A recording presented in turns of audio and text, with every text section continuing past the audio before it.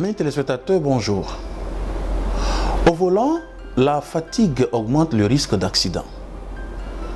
La fatigue altère les facultés du conducteur, bien souvent sans que celui-ci ne s'en rende compte. Elle favorise la viscosité mentale, dégrade l'attention, la vigilance, affecte le jugement et les réflexes. Concrètement, le conducteur fatigué aura du mal à rester concentré. Il lui faudra plus de temps pour réagir ou prendre une décision. Son champ visuel peut également être rétréci. La fatigue commence à se manifester de façon cyclique. Des phases de vigilance et d'attention normale alternent avec des phases de relâchement. Elle est réversible par le repos ou parfois de façon brève sous l'effet de stimulation comme la conversation ou la musique. Selon les spécialistes de l'OSER, l'Office de la sécurité routière, en pratique, il est plutôt dangereux d'attendre de subir les effets de la fatigue et les risques qui en découlent avant d'être conscient. C'est pour cela qu'il est nécessaire que le conducteur apprenne à déceler les signes annonciateurs de l'état de fatigue sans qu'il ne soit trop tard.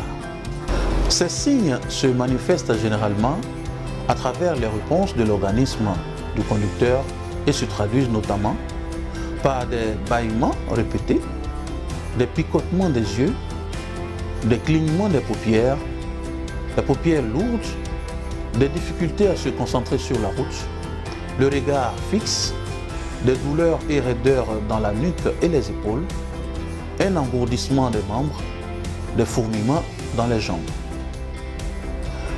Il faut aussi noter ces autres signes comme une sensation permanente d'inconfort, un besoin incessant de changer de position et même des pertes de mémoire.